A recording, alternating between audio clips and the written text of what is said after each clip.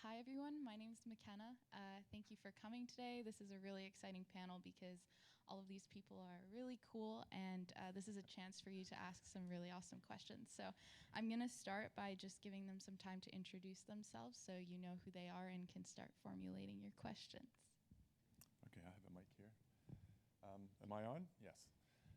My name is Imray. I'm recently retired from the National Research Council Flight Research Lab. And for the purposes of this panel, I'm just going to give a brief summary.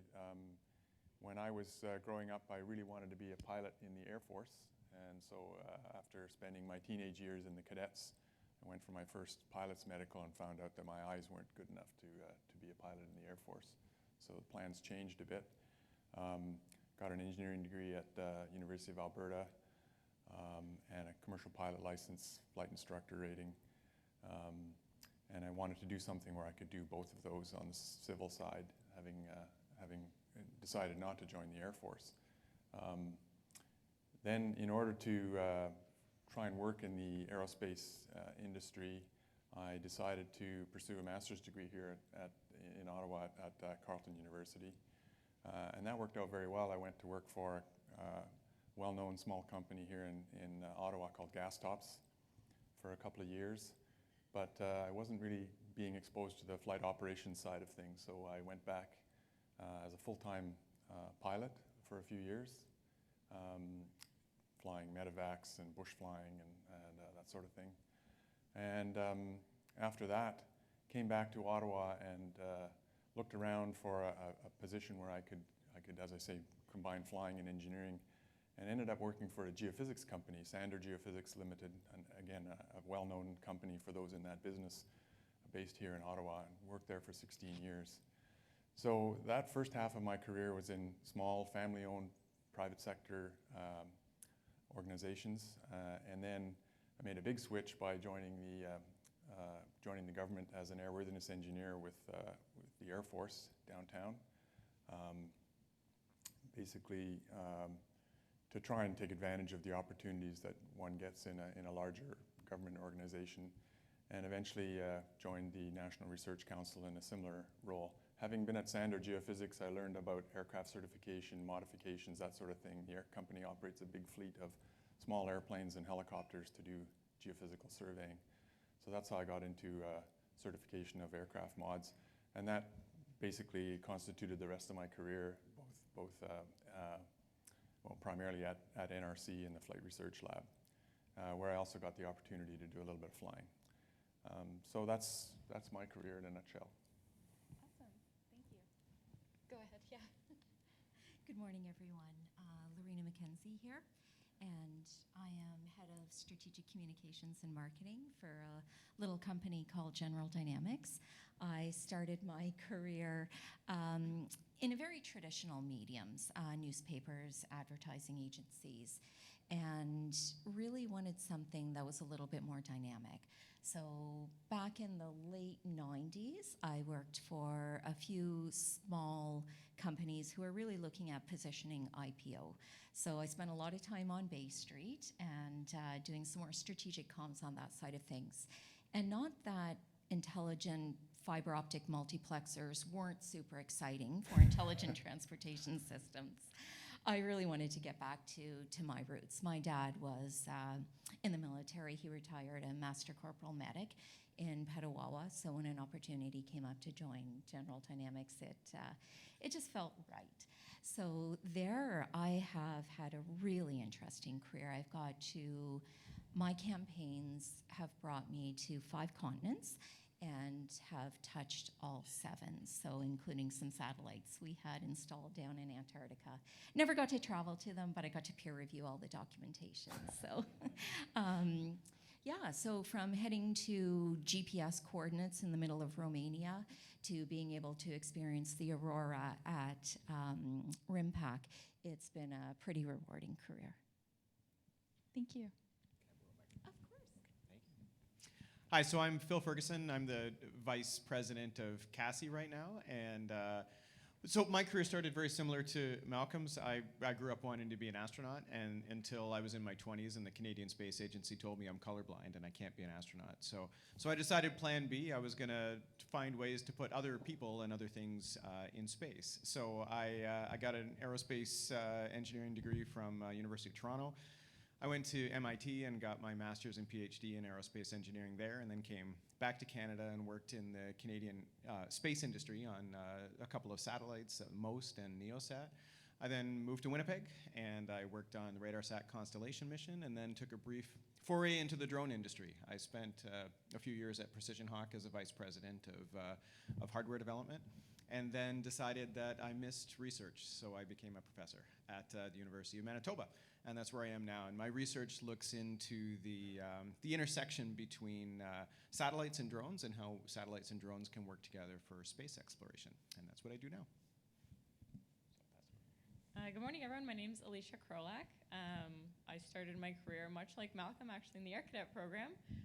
And I got my glider and private pilot license through that. And that kind of set it off of the direction that I wanted to be in. I always knew that I wanted to do something with aviation, but I hated math. So I took a different direction and realized that I didn't want to be an engineer. So I did a degree in cognitive science at Carleton. And I kind of took my own path with it, and I did research in aviation with that. And that led me to a position down in San Francisco, Bay Area, at NASA Ames, doing research in UTM, which is unmanned traffic management, which is what I'm doing today. So I work for CanadaAlicia, and I'm working on the, as we call it here, RTM, RPAS Traffic Management. We're developing the next system that's going to support all unmanned traffic in Canada that are going to act as RPAS and not like traditional aviation. In between there and kind of how I meandered my way here, I've been at CanadaAlicia for some time. I actually got laid off during the COVID layoffs, which was the best thing that could have happened to me.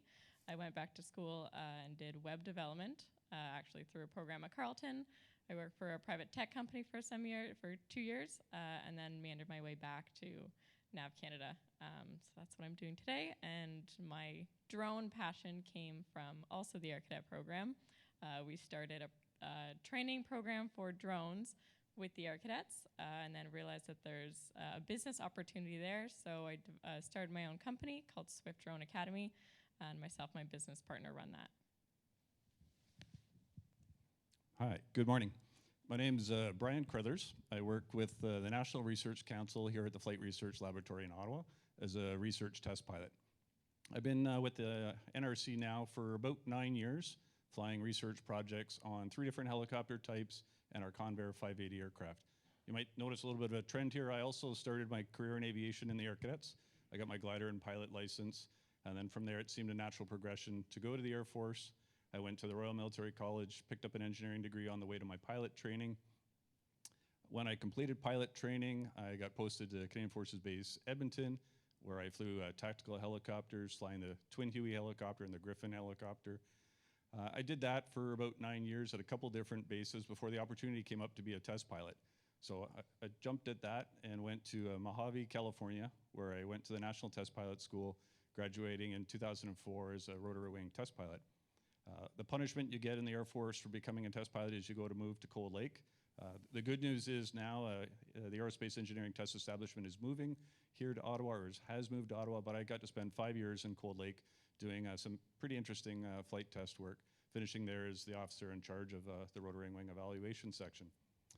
Then another opportunity came up, and I got to join the Chinook Helicopter Acquisition Program, which brought me down to Philadelphia, Pennsylvania, where I worked very closely with our Boeing counterparts, doing flight tests, doing a bit of engineering work, a bit of project management work, and it was a fantastic job. So at the time, I thought this is the best I could possibly ever get out of the Air Force. So I decided to retire on a peak and join the NRC, and it only got better from there. So been pretty happy at the NRC. On the family side, I've married with a lovely wife. I got 2 brilliant daughters, one just finishing high school and one just finishing university. And that's me. Awesome. Thank you, guys. So thank you for all introducing yourself. And if you have any questions, please feel free to stand up and ask your question in that microphone. I prepared some questions for the panelists, and I'm happy to continue asking these questions. So I guess I'll start with my first one. In your opinion, is there an emerging technology in aerospace you view as having the most promise for the future, and how does this impact your role or motivations in your career? Maybe I'll start with Bryan, and then we'll move this way this time. All right, first up on the hot seat.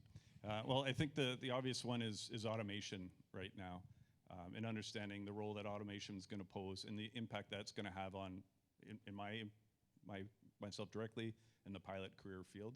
So I think you're unfortunately going to see a trend towards less hands and feet style flying, and pilots are going to become more managers of systems, but the hands and feet stuff will never go away. In my role as a researcher researching autonomy, it's a very difficult position to be in, trying to develop your replacement, but it's scientifically very interesting, and in the engineering stuff is very interesting. But I think, long story short, I think automation is where there's a lot of opportunity as emerging technology. No, that's very interesting. I like how you said inventing your replacement. Sad but true. I'd have to say I work with RPAS, so I'd have to say RPAS is going to be the next, or is the next emerging technology. I was at a conference last week, and there was hundreds of people sitting in a room all trying to push this forward. The interesting and quite exciting part of RPAS is it's mostly industry-led.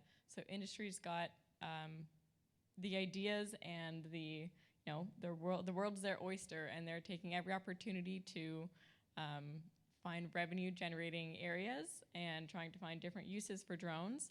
And we're trying to, like NAV Canada's trying to support that, TC, Transport Canada's trying to support that. But they are going head first into this, and it's the most exciting thing to see all these great uses for RPAS. And as they are currently manned and currently being hand-flown or perhaps automated, the eventual world to go in is into those air taxis, and eventually, and I say eventually, I see maybe 20 years to be unmanned. So it's going to be quite a while before we get there, but it's all coming. Cool. Thanks.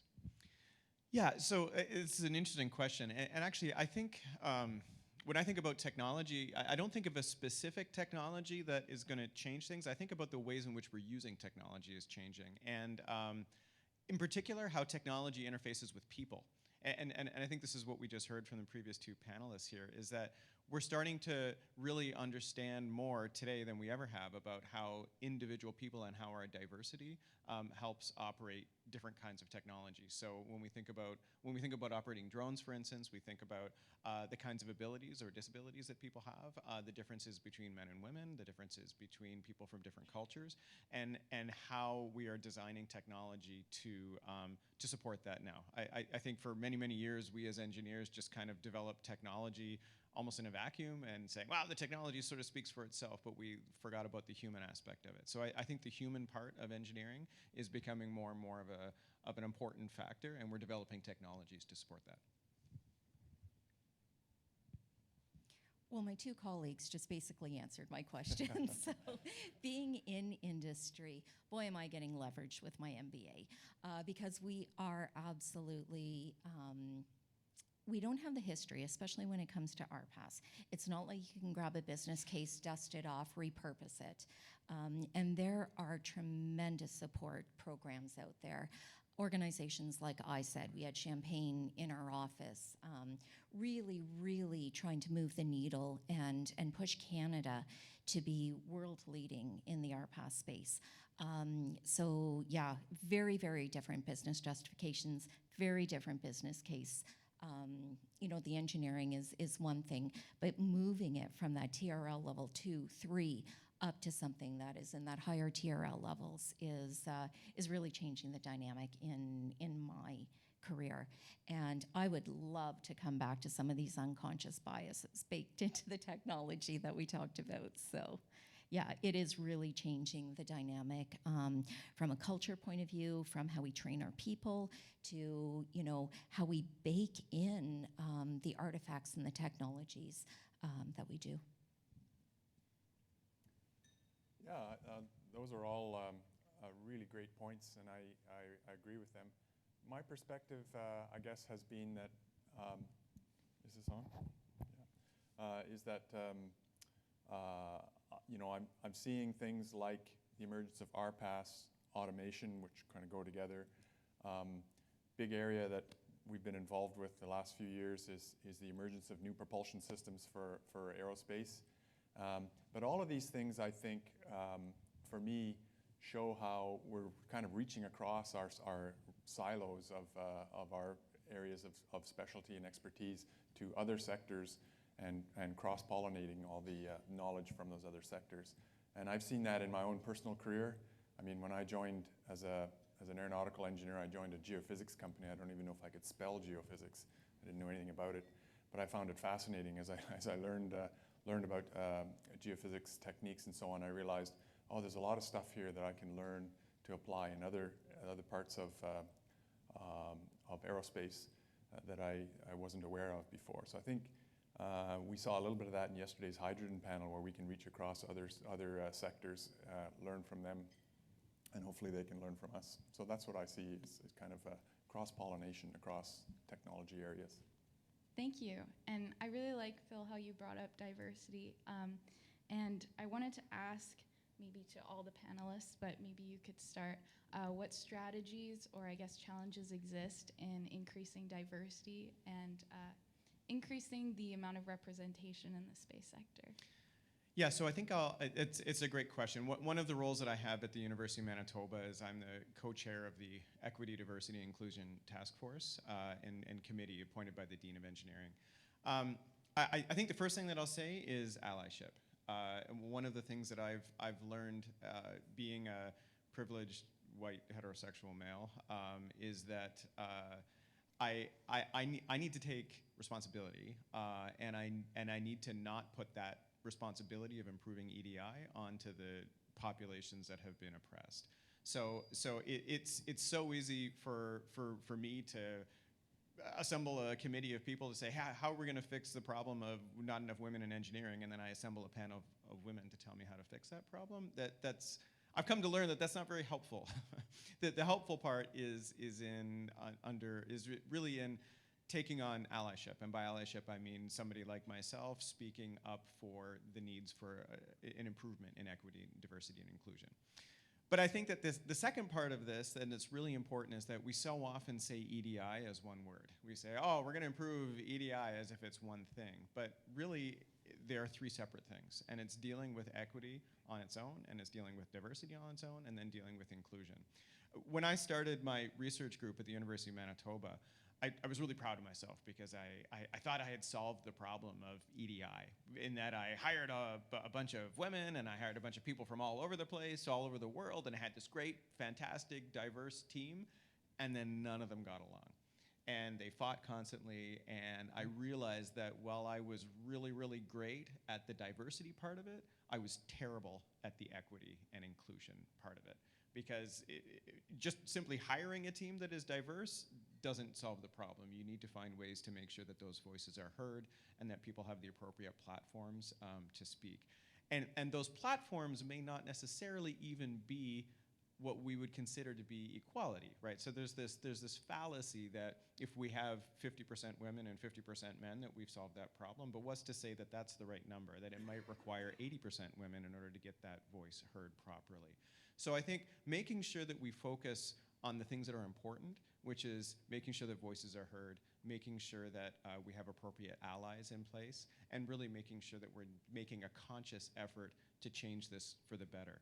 And that takes, it's a full-time job. And it's not a paragraph that you write in a proposal. It's not a small little section at the end of a program for a conference like this. It's embedded in everything that we do. And that's a hard problem to solve, but it's something that I know I'm really dedicated to, and I'm pleased to say most of my colleagues are in the university as well. Thank you. That's really exciting. And did you want to weigh in at all, Lorena? Well, yeah, actually. So give the mic to the comms girl. I promise. I will not take the rest of the session on this. And I absolutely love that you use the term equity and not equality. And that is one of the movements that I think I have seen recently, one of the positive movements. And you articulated it very well. equality is about making everybody equal, and we know that is not actually the case. We're scratching more than the surface, and we're digging deeper, that some underrepresented groups need a little bit more. And so, yeah, when we talk about equity, it could be as simple as, from a comms point of view, giving more visibility to representation within your organization or your company. Because how we're going to attract is being able to see someone who looks like you, who acts like you, who maybe has a background like you, an education like you. So that's really, really important, is giving that visibility and that equity. And there is some movement. So you asked about the strategies. Training is becoming institutionalized, and that's a great movement. So, but it's not everything. So it's breaking down those unconscious bias. Just a few weeks ago, I was sitting in a meeting. I was the only woman at the table, and which often happens. And somebody looked at me and said, "Is there catering ordered?" And I thought, did you just ask the only woman in the room if she's going to feed you? And the funny part is, it wasn't even my company. Like, I was a guest at this company. So was there anything malicious happening there? Absolutely not. But it's those unconscious biases that we need to break through. And it's not just in our language and in our behaviors. It's in the artifacts that we generate. So think about job descriptions. When we write a job description, what lens are we writing it from? When we are developing technologies, artificial intelligence, automation, machine learning, what biases are being created when that autonomy comes to fruition? You know, when we are looking at things like human factors engineering, we had this conversation earlier, just in the way clothes are designed. Men's clothes are designed to zip up one way, women's clothes are designed to zip up another way.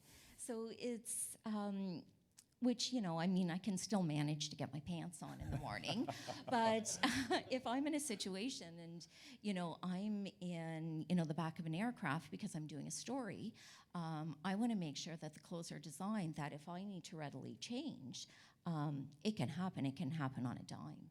So there is movement. We're not there yet. The importance of allies is huge. And there are a number of organizations that are out there that are supporting this.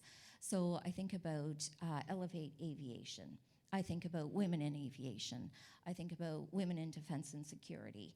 And a lot of industry are actually putting money into these organizations to do really good things. A lot of academia are showing up by offering resources. Resources isn't always just money. It's time, it's people. So we're getting there, but we're not there yet. Thank you. And speaking of training, Alicia, you do a lot of training. What kind of strategies do you implement in your courses or encouraging a variety of different people to come to your training courses? Of course. One of the biggest things as I sit probably in a room of engineers is that you don't need to be an engineer to be in aviation. This is something when I was growing up, I thought, oh, if I'm not going to be an engineer, I can't be in aviation. There are other jobs in aviation, whether you're, if you want to work in comms, or if you want to work in HR, if you want to work in on the human factors side of things, or if you want to be an engineer, there's more than one path to get to where you are. And so that's one thing we try to let everyone know, that there's a lot of uses for drones. There's a lot of space that drones can come in, whether you think you might need it or not. Drones can be useful in many ways. And you don't need a man to operate that drone. You don't. Younger women can operate drones, and that there's a lot of uses for them. And think outside the box and find one of those uses, and anybody can operate that. I like that. Cool. And Malcolm and Bryan, you both worked at the NRC. And for me, as an intern at the NRC, it's really great to see Heather, the director, as a female. And being there for the amount of time that you were, did you notice any change in culture as you were there, or anything that changed during the years?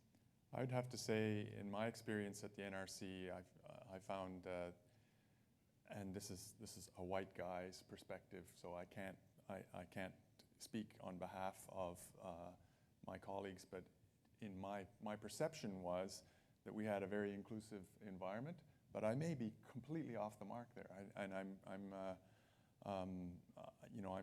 cautious to say that my perception may not be the reality for those who are living the experience on the other end.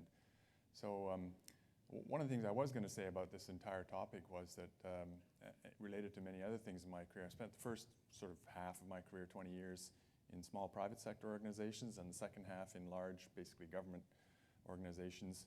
And there's a big difference in those two.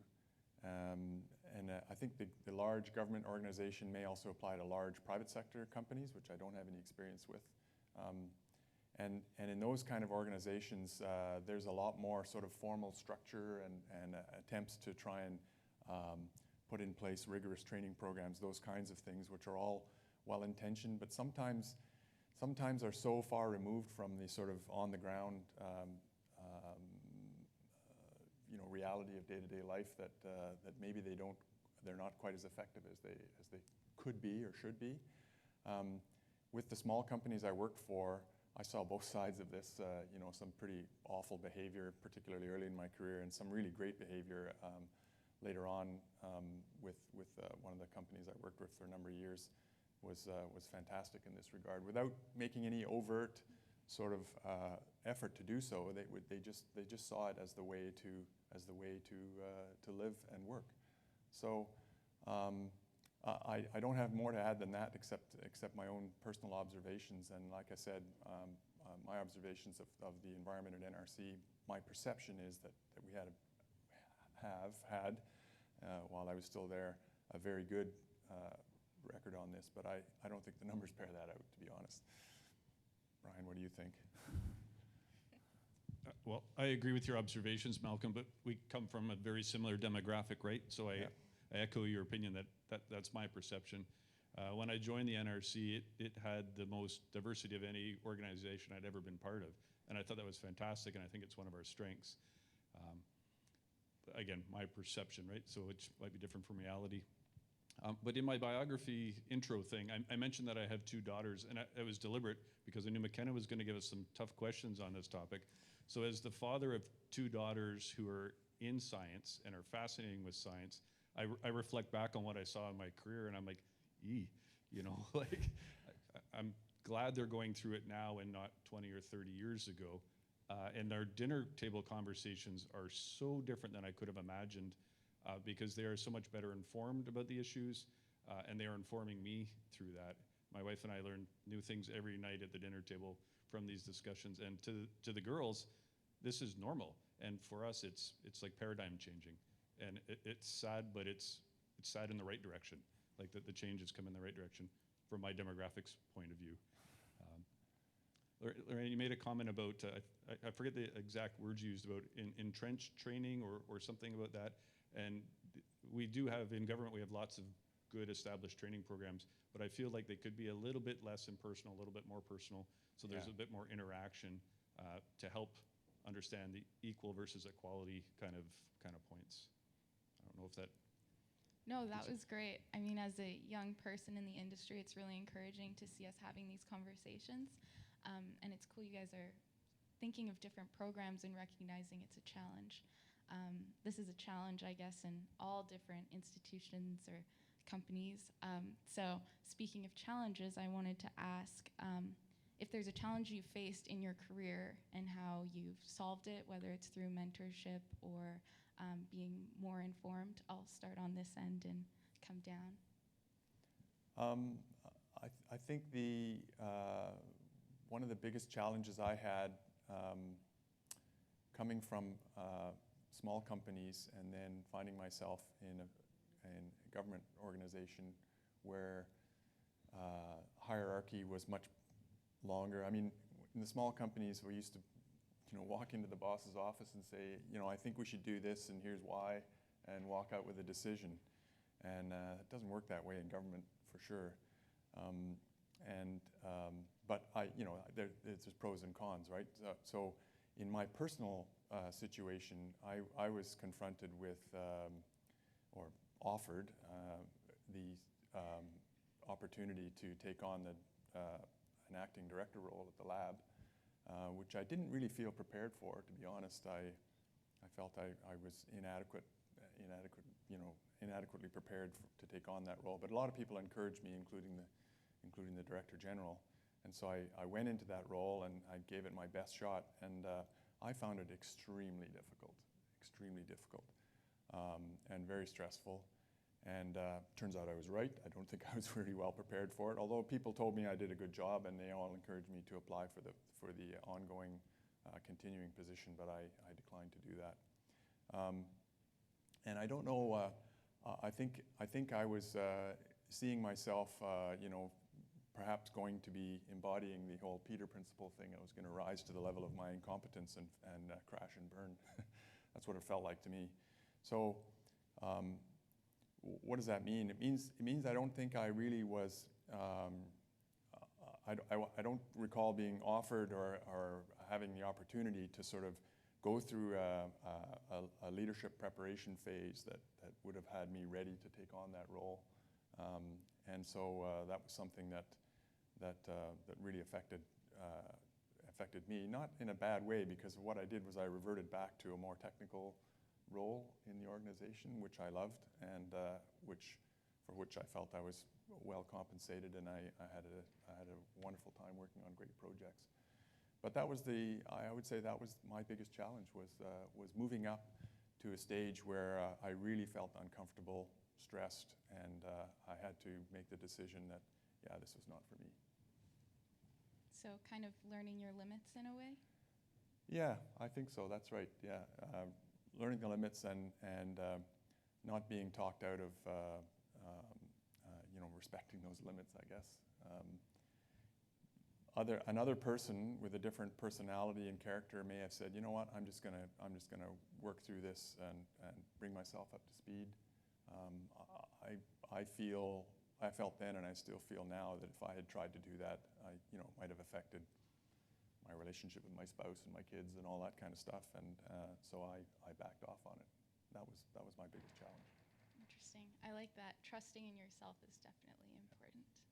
Lorena, what about you? What challenge have you faced? Well, earlier in my career in GD, this is probably going back about 15 years ago, I really found that I was stuck in my knowledge.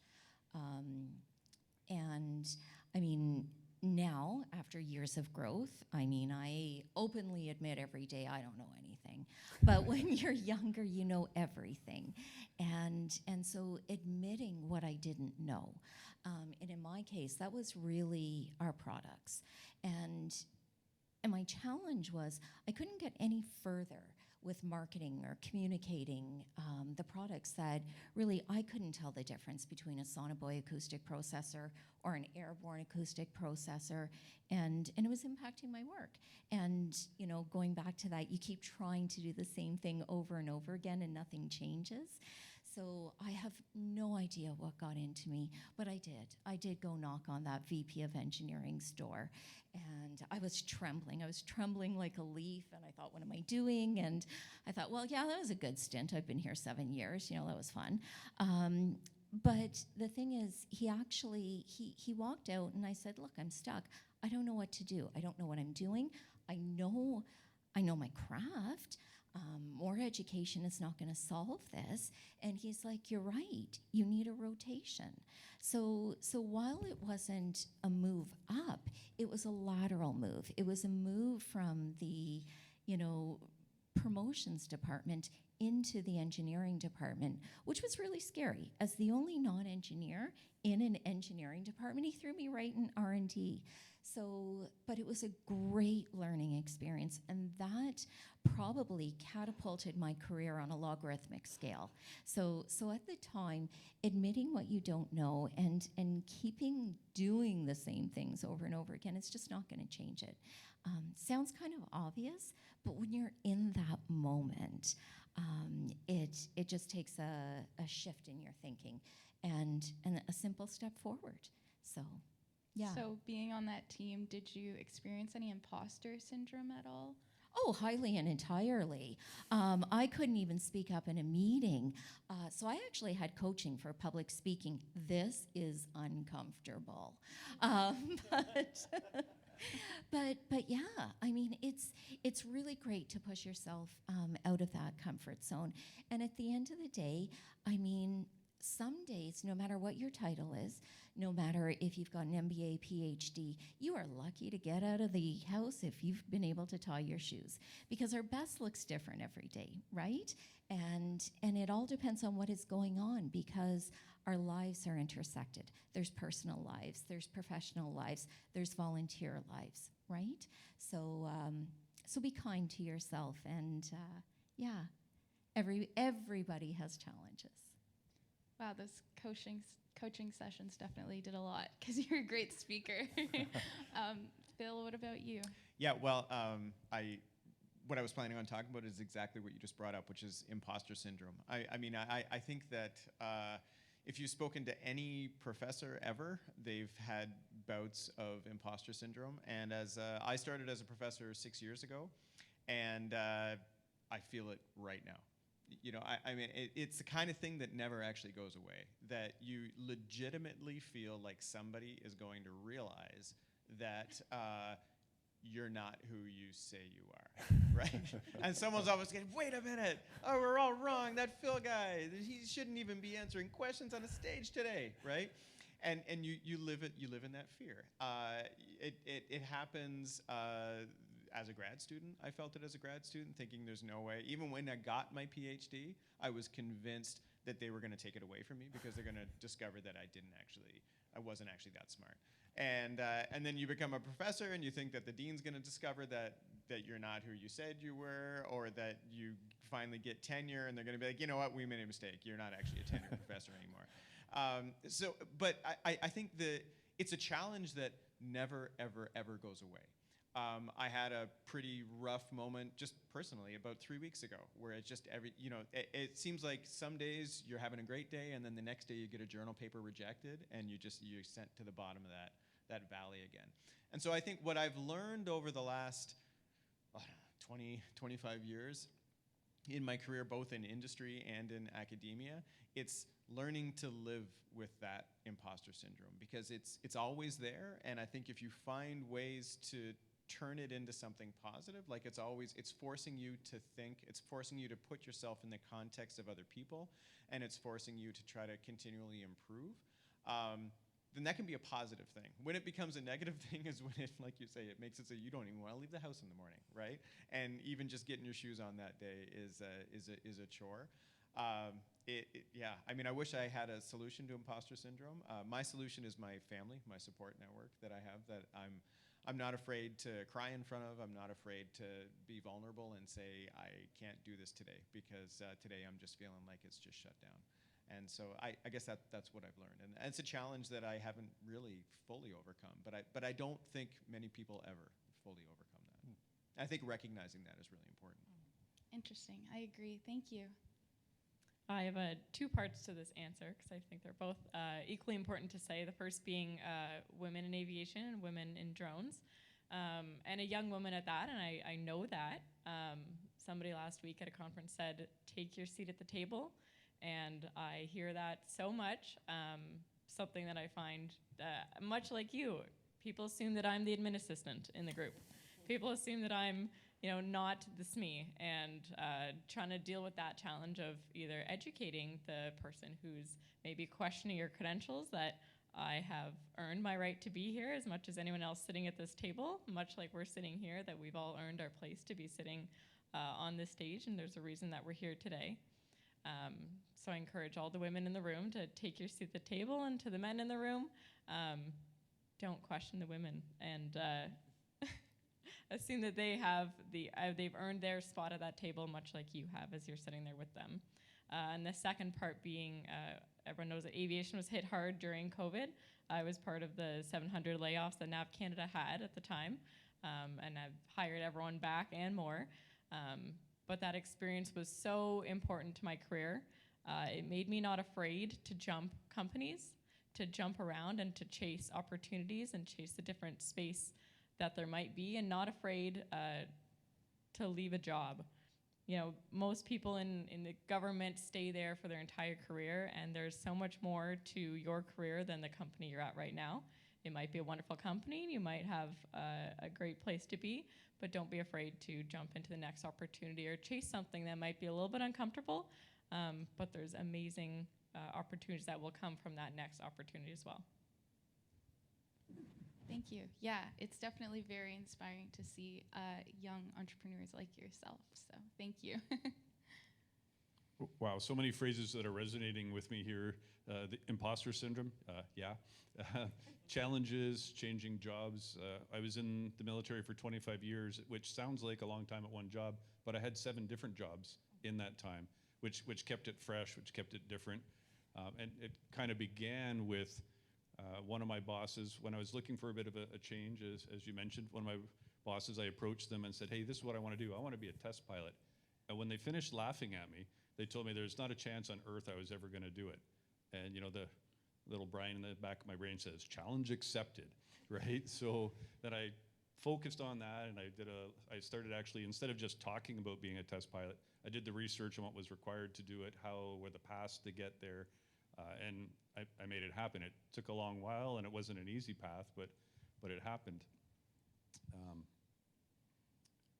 And the imposter syndrome, I don't think it goes away. Like as a test pilot, as an engineer, you get called up in front of people, maybe not unlike this panel today, and they say, okay, what are your opinions on this? And you give uncomfortable opinions.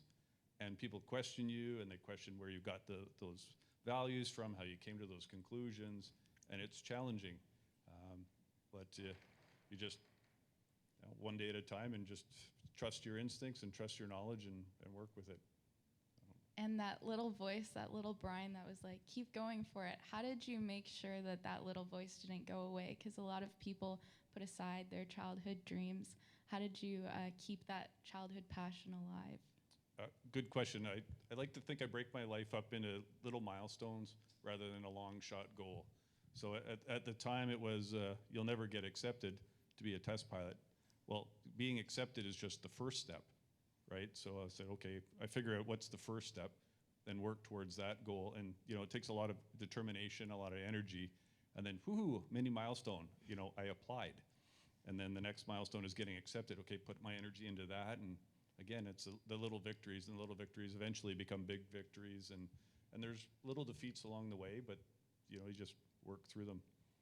Breaking down the goals. I like that. And I think we have our first question. I don't need it. I promised I wasn't going to ask a question today, but then I'm going to rewind us a little bit. Because it's kind of like, because you have such a diverse background, but you all came from a team-orientated history. I was listening when you were explaining yourselves. And I want to know if you think virtualizing and digitizing the workplace has degraded or provided an obstacle barrier for the inclusive aspect because you don't have that human-to-human interaction anymore. I'd love to take that. Oh, I think I have a feeling that all of us, yeah, that is a wonderful question.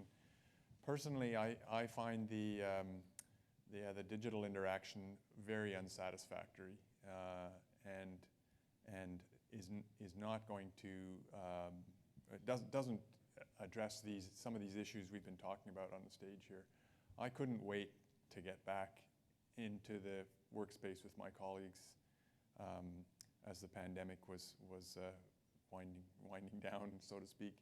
I absolutely couldn't wait for it because the value, and the same, like this conference. The previous Aero conference we had was a virtual conference, entirely virtual, and it was from the point of view of exchanging technical information and having some good panel discussions and that, it was as successful, I think, as it could have been, but it was nowhere near as rewarding and as valuable, I think, as the opportunities to, following this panel, we'll be out in the hall having a coffee and following up on some of these discussions. Those are just invaluable. And the lunchroom talk at the Flight Research Lab, you bump into someone who's working on a different project that you're not involved with, and you suddenly realize, yeah, what you're doing might actually apply to what I'm doing. And it's just, you just can't do that virtually. It just cannot be done. I'll shut up and let somebody else comment. Yeah, I can add to that. I've done both. I worked at a tech company, Click, for 2 years. I was fully remote, fully virtual. There is an office just down the road. I went in twice in 2 years to pick up my laptop and to drop off my laptop when I left. The people that I met there, as amazing as they are, if I saw them on the street today, I wouldn't know who they are and wouldn't quite know their background. There was a couple folks that I really tried to make an effort to, and I would put meetings on our calendar and call it coffee time, and I'd say, go get a coffee, and we're just going to chit-chat about our personal lives and everything else, because that's the only way we're going to get to know each other on more than just a screen on a face on a screen. And even with that, some folks, I don't even know what their faces look like, as they never turn their cameras on. But now, as I've moved back to the office, it's the people that you meet in the office, much like you said, that are gonna move your career forward, and that networking is priceless. One of the reasons that I'm here today is because I networked back when I was in university at the company at CanadaAlicia with somebody who became the CIO and kind of took me under his wing and brought me to different places, and that's why I'm here today. So I actually have a very different perspective. So as a professor, as many of you are students also during the pandemic, we all had to start teaching remotely, which was terrible. I'll say, speaking to a laptop and not a room full of students, you don't have any idea what the feedback is. However, I will say that when we went back to in-person teaching, I had many students come to me and say, you know what, I kind of missed that part, the remote learning part. And I was shocked because I absolutely hated it. I hated looking at a room full of nothing. I hated, when they did come back, I hated looking at a room full of masks because I couldn't see people's faces. And I said, what do you mean by that? And what I started to realize was this was an important part of their teaching accessibility, was that many of the students that I teach have families at home. They're taking care of elderly parents. They're taking care of sometimes their own children. Sometimes they're sick. Sometimes they just don't feel like they can put their shoes on in the morning, and the only way that they can take in their lecture is to roll out of bed, turn on Zoom, and watch a lecture. Or even if they can't do that, watch a recorded lecture later. And so when I first started teaching, I was like, you know what, you're all gonna learn the same way I did. You're gonna get up early, you're gonna sit in class, you're gonna take your own notes, and you're gonna learn the old school way. And I've come to discover that that only works for people like me. And a lot of the people that I teach are not like me, and they do not have the same background as me, and they don't have the same advantage that I did, which is being able to dedicate my entire life to my studies. So even after the pandemic, I still stream all of my lectures. I have a laptop in front of me that I'm there in person, and I'd say probably 75% of my class shows up to my lectures in person, but the other 25% stay at home and watch it on Zoom, or maybe they don't watch it at all, they wait until I post the lecture online. And I think that's a part that I'm gonna keep because it improves accessibility of teaching to people that have different life experiences. I'd like to piggyback on that different experiences. So as a extrovert and introvert, I was cautiously optimistic to go back to the office. 3 days a week, I could still have my home time where I could still focus uninterrupted, really put stuff out. But I think where the advantage of the digital space, of the virtual, happens when you have distributed teams. So some of my staff are based in the UK. I work for Mission Systems International. So I have offices in the UK, I have offices in Rome. You're all wondering why is she working in Ottawa, but that's a story for over coffee. But yes, so from their perspective, when you are on Zoom or when you are on Teams, everybody feels equal. So there is nothing worse than sitting on a Zoom call, everybody's in the room and you're the only person in that little square. So I think that's where there are advantages to be able to use that technology to make people feel included. So everybody shares equal presence. Everybody has the same seat at the table. Now, don't get me wrong. There is nothing like innovating around a whiteboard. That is how old I am. I love my whiteboard. And I missed my whiteboard when I was working from home for 2 years. But I think there is a time and a place for both situations. There is absolutely time for in-person collaboration, getting to know the people that you work with.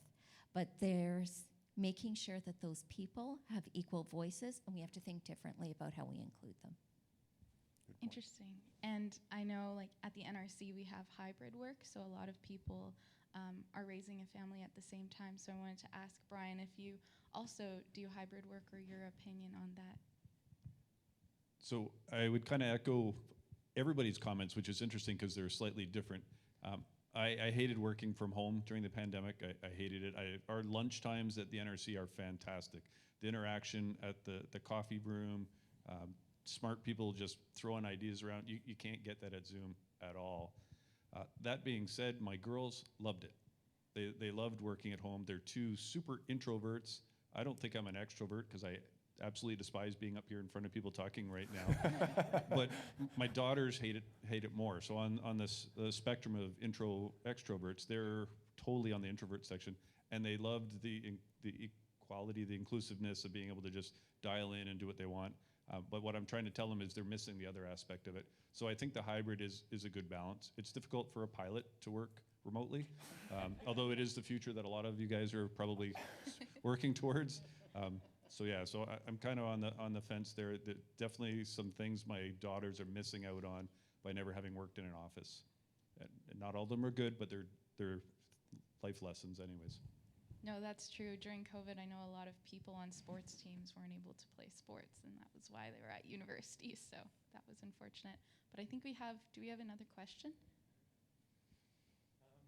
Yeah, thanks so much for sharing these different perspectives and I guess being really vulnerable with your own experiences as well. I have a question specifically about inclusion. And I guess, maybe a trickier question. I think when we talk about inclusion, we tend to align it along certain topics like race, gender, religion, et cetera. In recent years, I think we've seen a lot of global conflict, Russia, Ukraine, Israel, Gaza, et cetera. And in particular, for me, myself, my family is Chinese and Indian, which two countries that today don't have the best relationship with Canada.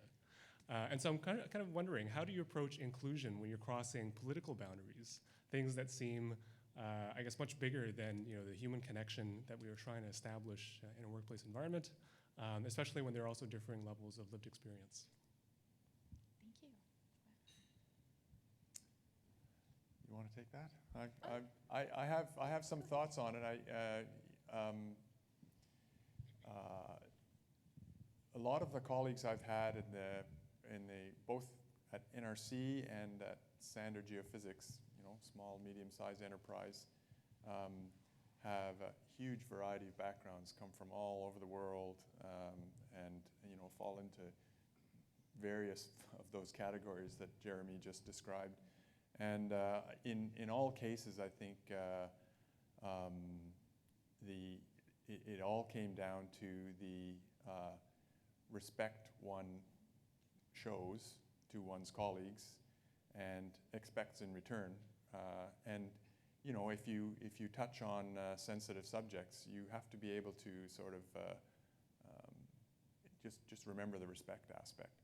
And sometimes that requires you to speak up and say something that you find you're not observing that respect in others. And I've often found myself after the fact saying, yeah, that person said something that I really don't think was appropriate or respectful, I guess.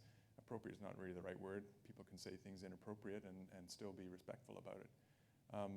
So I find myself having to bring that to the foreground a little bit and be conscious of it in real time.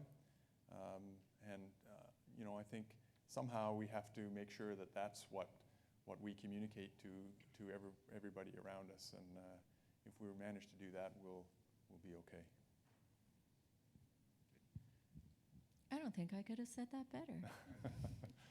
And it comes down to listening at this point. It's not necessarily about what we say as organizations, but it's listening to what our colleagues have to say.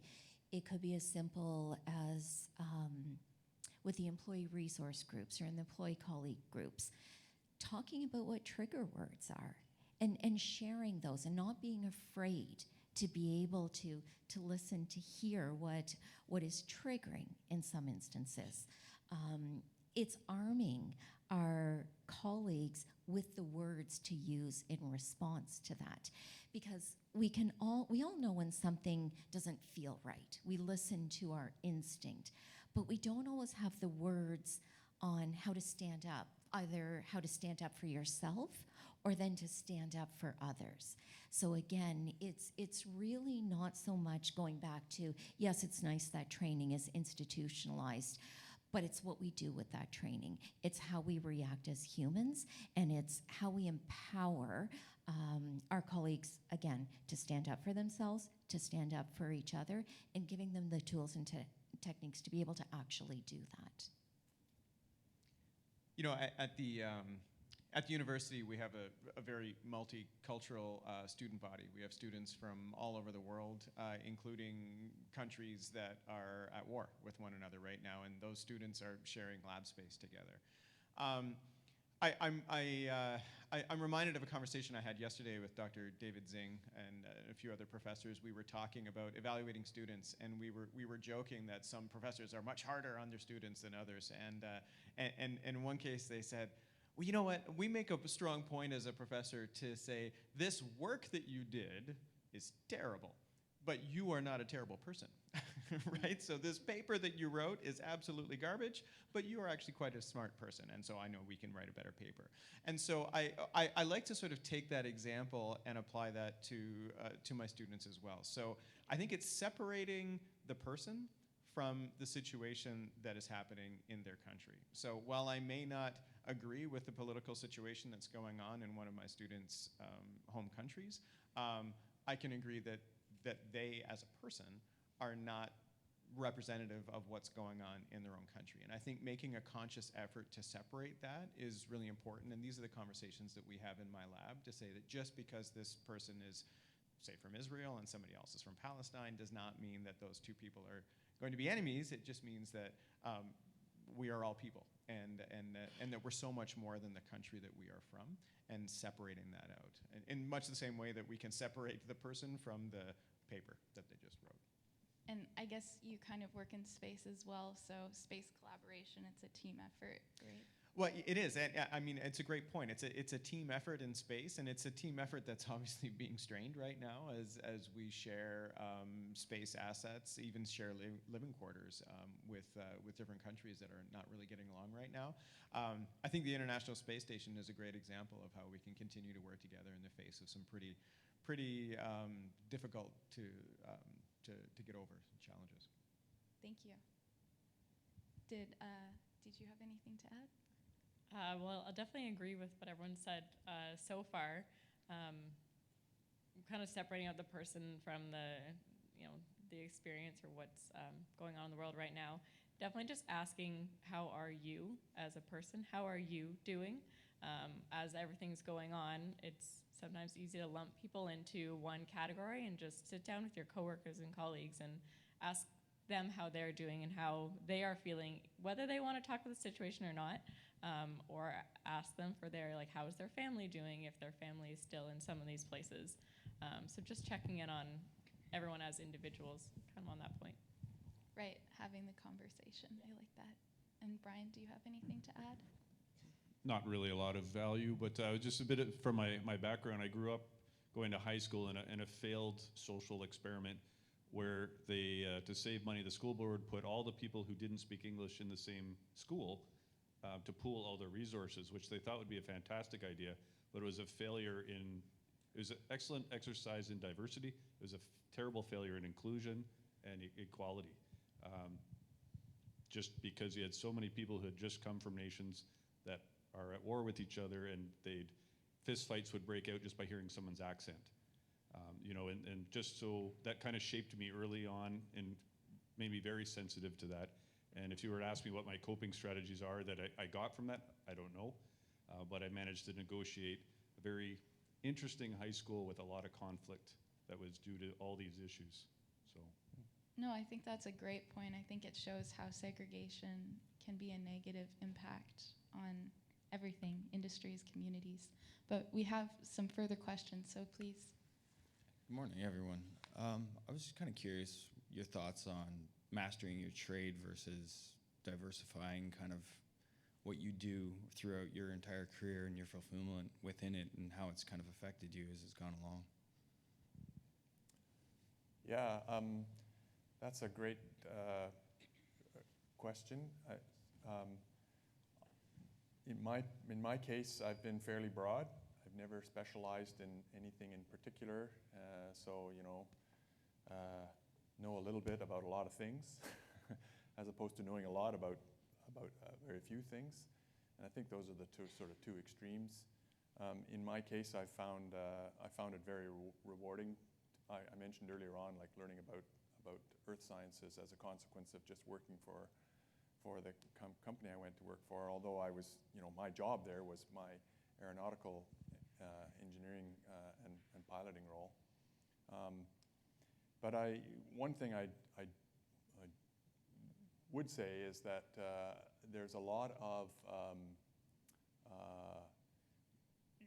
in government at least, I've seen, and in NRC, that sort of promotion track rewards those who, I'm not sure I'm really getting to the right thing here, there ought to be a way for people who are very specialized to be promoted and to be rewarded for their excellence as specialists. And in some cases, in government organizations, not so much in NRC, but a couple of the other ones I was in, that wasn't the case. You couldn't stay focused and become the expert in one area. You were expected to broaden out and become, a project manager and good at all the HR aspects and things like that in order to move up the chain.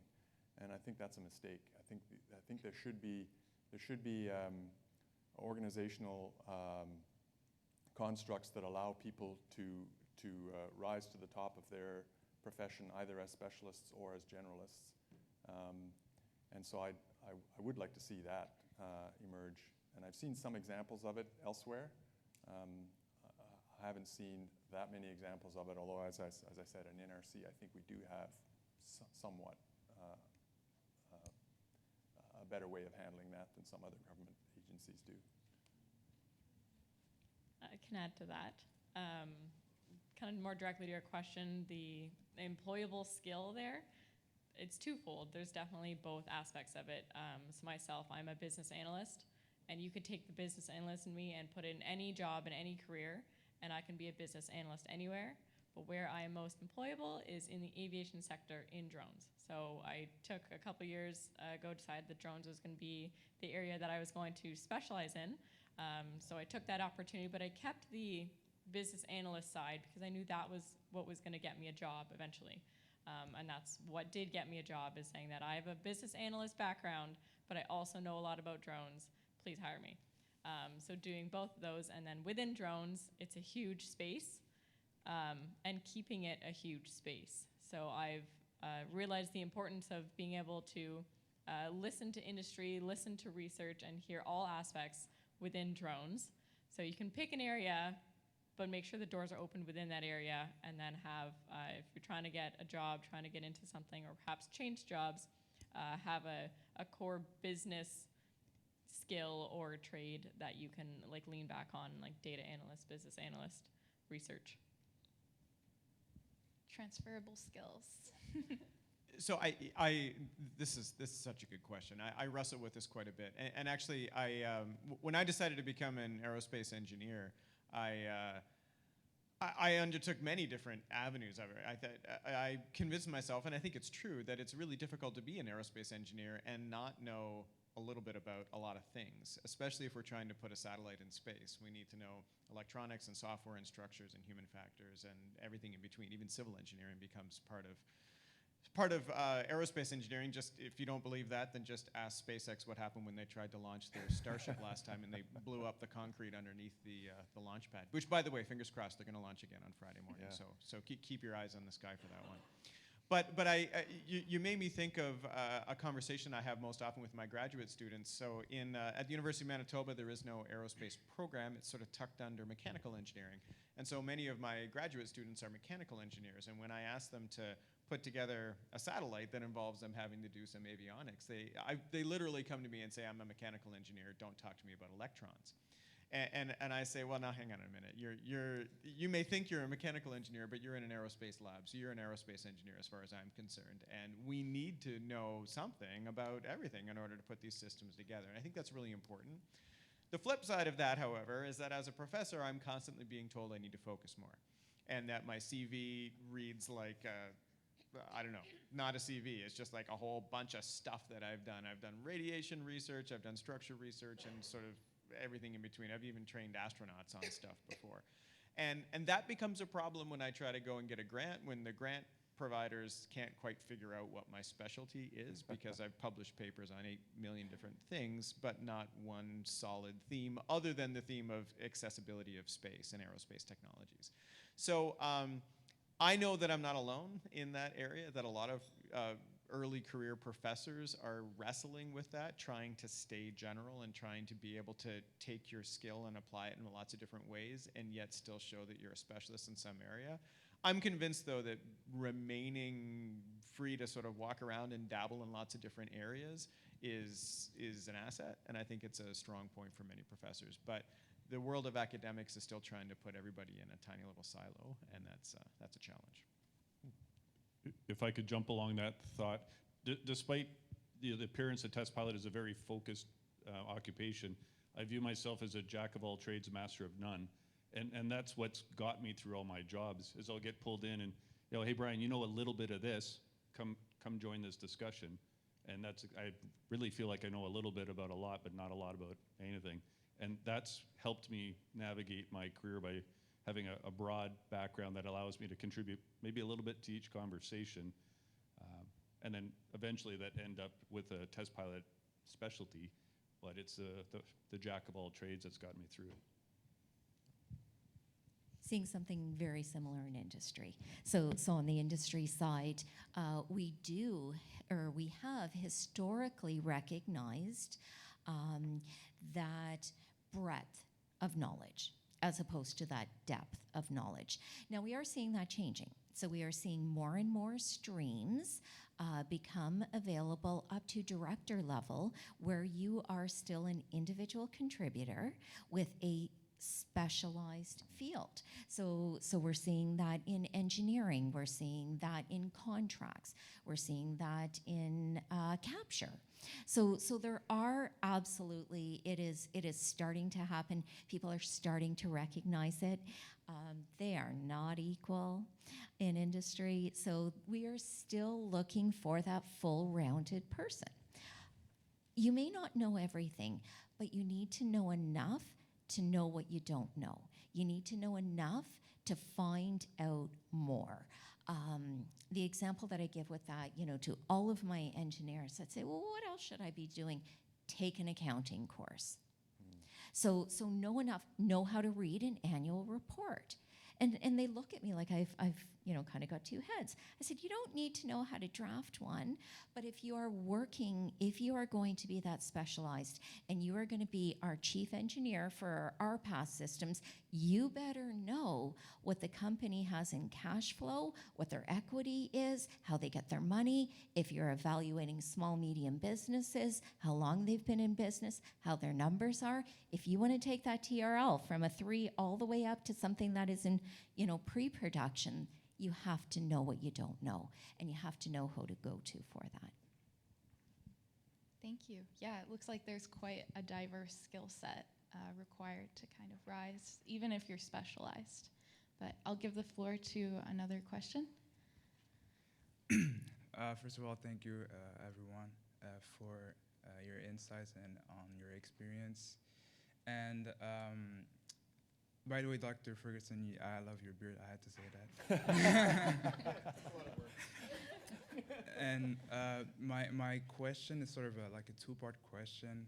And if you could allow me to just give a bit of context about myself. I sort of come with this student perception. I am an undergrad at Concordia, and I had a hard time to find sort of like internships with this new way of getting into the work field. It's more like online, and you have to have a good profile, but even then, I couldn't even get an interview, even though I think I have like a decent profile. And it seemed like the co-op program was more the target for companies to hire interns. And which brings to my question, is there any logistic into tackling maybe economic background diversity? And the second part is, do you have any advice for a student like me that are about to graduate and get into the workforce? Well, I think you're in the right place, which is this conference here today. I also didn't do any co-ops through university, and then I entered the workforce trying to just tackle it head on, and I absolutely agree that companies can look at your resume or your profile and say no right off the bat without looking into it. I'll give you advice. Apply anyway. Apply to those jobs. Often folks will go through resumes and then look at the next pile because they didn't find their ideal candidate in the first pile. And the second part would be networking.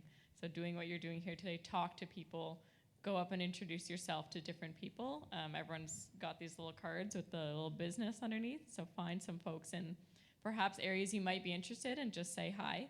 Add them on LinkedIn, it's an excellent resource. And then from there, ask if they could introduce you to somebody in the space that you just want to ask questions to. Have a coffee with. Go, if you can, have the opportunity to take them out for a coffee and say, I just want to pick your brain about advice for going through with a career. You're not asking for an interview with them, but you're asking just for a conversation. You can share a little bit about yourself, and they can share about their background, their career, and they might have a connection for you, or they might be able to provide a resource for you to go forward with perhaps a job. Yeah, I absolutely. So asking questions is by far the right way. So I think you've done about 98% of what you need to do with just standing here and asking a question.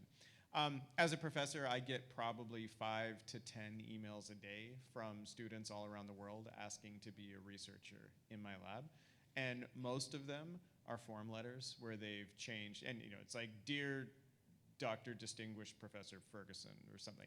It's like they've just filled in the blank, and then they say, I have really enjoyed reading your work in, and then a different font of like 2-in-1 research panels. I just looked up some paper that I had written, and it's obvious that it's done by a bot.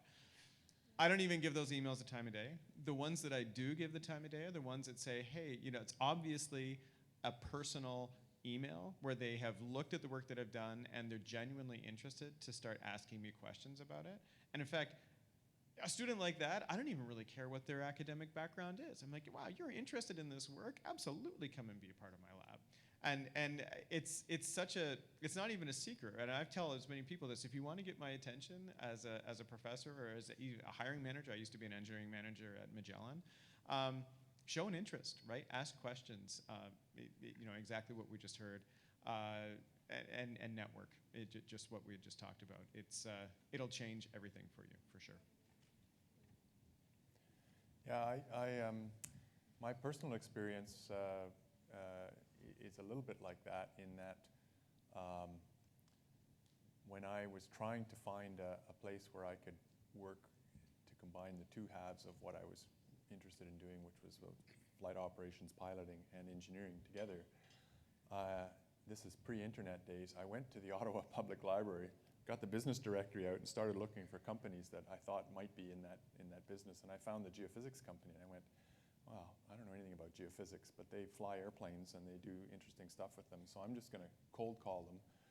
And I was put through to the company president and founder, and he said, yeah, you should come and talk to me.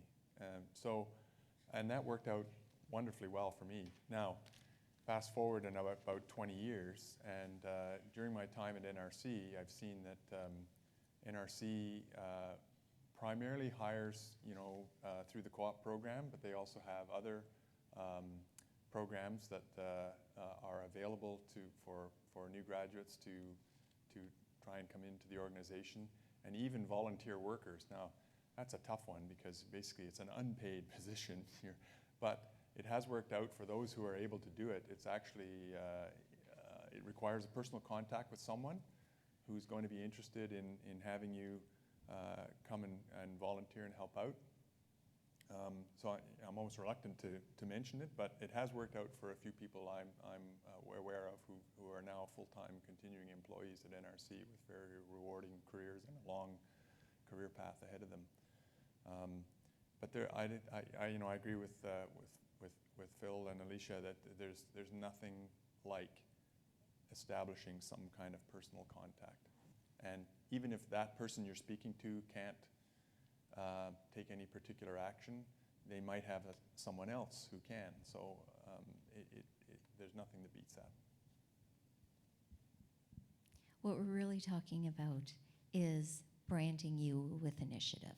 So when they do contact someone else and they say, this kid showed initiative, and that right there is what we're looking for. Thank you.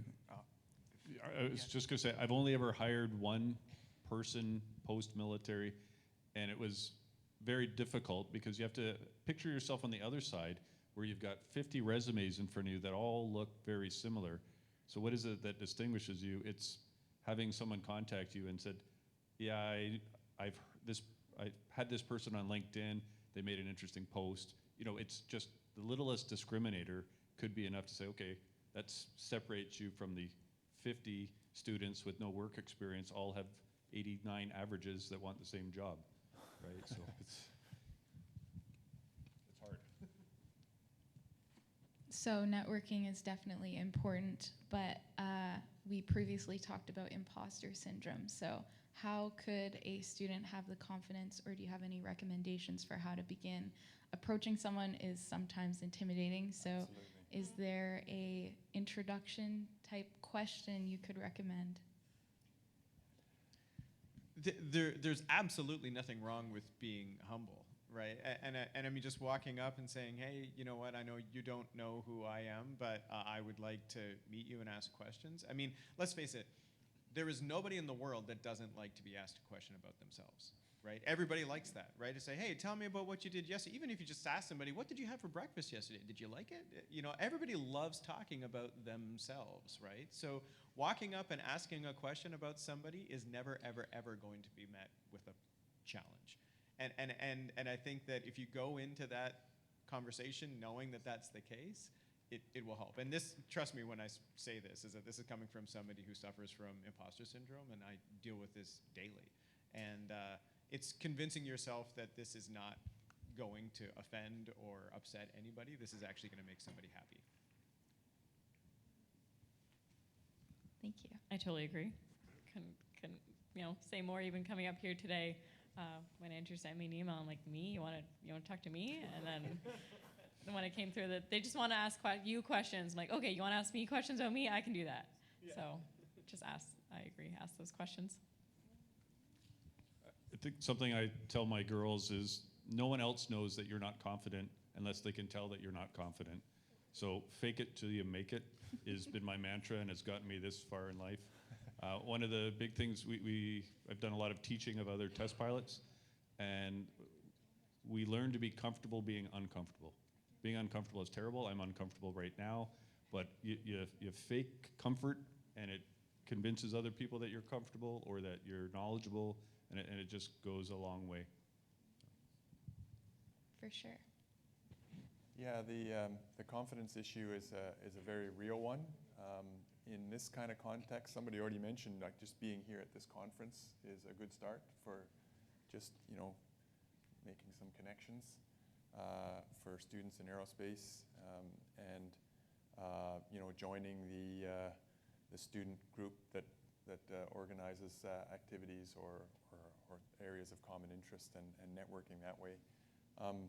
just leveraging on what Bryan said, in piloting, we have this thing where we're bringing in junior pilots quite often into an organization, somebody who's just got their commercial pilot license, and they quite often feel quite intimidated when they're paired with an experienced pilot, a senior captain, and hopefully that senior pilot has the right attitude to sort of mentor and say, look, you are the new guy here, and if I'm flying the airplane and I've got several hundred hours of experience on this particular airplane and you're brand new to it, it doesn't mean I can't make a mistake. I need you to have eyes on me and be cross-checking me and build up that person's confidence, because they're qualified.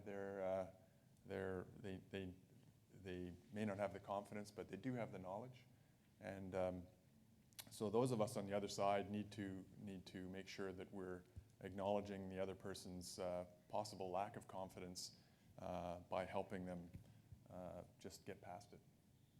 I think that's an important point. Everyone has a voice Yep. that deserves to be heard. Do you have anything to add? And be prepared for when they ask you an answer or a question in return. Have your answer prepped. Not what you do, but think about what is your passion. What are you passionate about? And people love to hear that. And so if you ask them a question, and in return, and they say, well, I'm passionate about this, I would love to meet someone else who shares this passion. People will go to the ends of the earth to accommodate that for you. But yourself, be ready and be authentic.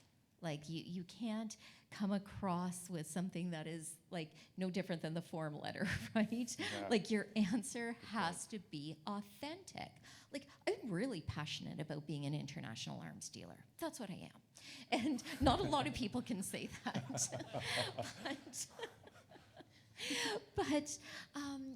So have your questions ready, but don't forget to have your answers ready too. Thank you.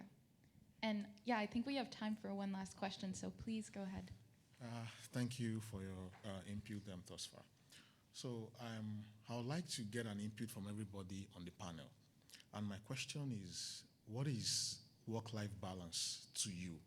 And how have you maintained that balance in your respective career? Yeah, wonderful. I kind of alluded to it earlier on in my career progression, where I made a decision not to go for a higher level that I might have been successful at, but I felt it was too demanding on me personally, so I backed off from that. And there have been several other opportunities. That's the thing about careers, I think, is that there's lots of forks in the road, and they're all almost always, good decisions one way or the other. And so, but sometimes the reason you take one instead of the other is because you can see that it's not going to be good for the work-life balance. I'm a big believer that it's not about the money, it's not about the prestige, it's about the overall happiness and contentment that one gets and the intrinsic reward from one's career. So I think that's what you have to keep in mind. Other people's idea of success may not be your own, so I think that's the important thing to keep in mind in terms of preserving your work-life balance and being prepared to forego what you yourself or other people around you might see as the right way to go, because for you personally it's not. I was terrible at work-life balance. I really was. It was, so one of the questions that, we were chatting about earlier is, what did you want to be when you grew up? And I really wanted to be Wonder Woman. I wanted to jump in my invisible flattened jet and fly. But when I actually got there and I combined, a pretty challenging career across multiple time zones, 2 kids, president of a volunteer organization, it really was a lot. And it was too much. And I wasn't giving, while I wanted to give my best, I wasn't giving my best to any one of those 3 things. So I really had 2 strategies. The first was to take care of me, and then the second was to let others take care of me. And so if we look at what that means, it means giving more to my team so that when I went away, I could disconnect. And not thinking about it in terms of what I was missing, but thinking about it in terms of what an opportunity I was giving them to learn. They were gonna mess things up, and I was totally good with that. But they learned from that experience, and every time I gave them something when I disconnected, they got better and better at it. And that giving back just makes my heart sing. Taking care of me was harder. That was the harder part. So I learned to run. I am a terrible runner. I hate running. I love eating. So I do love the equation of net zero. And I'm also Scottish. And so I'm very cheap. It's natural. I've inherited it. So I could buy a pair of running shoes. And I could put one foot in front of the other. And I didn't have to compare myself to anyone. And it was only 15 minutes a day. That's it. I could do 2 things. One foot in front of another for 15 minutes. My watch told me when to stop. My watch told me when to go faster, when to go slower. And for that 15 minutes, that was entirely me. It was time I could disconnect. And it really kind of gave me perspective on what not thinking actually looked like, just simply being. So I've kept it up for 6 years. I still really suck at it. I did the Boston Virtual Marathon. I will never spend 5.5 hours running 41 kilometers again. Humans shouldn't really do that. But I did solve a lot of the world's problems when I did that. So when you find something that is for you, stick with it. That little bit of physical really, really helps the mental. Yeah, I absolutely echo that. I think it's important to listen to yourself. So for me, I've learned what my own cues are that says, okay, your day is done today. And that the end of my day might come at 2 o'clock in the afternoon some days, and other days it might not come until like 7 o'clock in the evening. But you need to have something else that is totally, totally, totally different from what your work is that you then go to. For me, it's hobby farming. I run a hobby farm at home. I grow all of the food that we eat as a family. We have chickens and turkeys and pigs and gardens, and we eat off the land. And that is what I do when I get home. I'm a professor during the day, and I'm a farmer at night. And people say, how could you do that? That's so much work. And I'm like, yes, but it's different work. Right, and so I'm not sitting at my computer, I'm not lecturing, I'm not thinking about research papers anymore.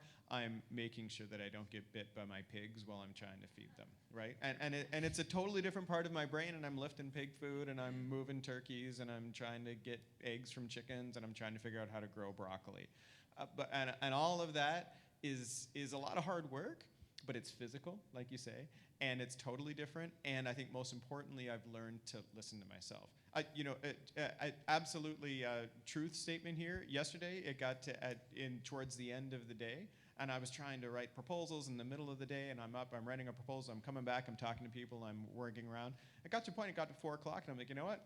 Dr. Ferguson is done today, right? I'm just gonna sit and veg out and watch a YouTube video just for a second, just to kind of recharge my brain. So knowing what your limits are and having something that you can go to is so important. You have to listen to yourself and do something different. I would definitely echo that.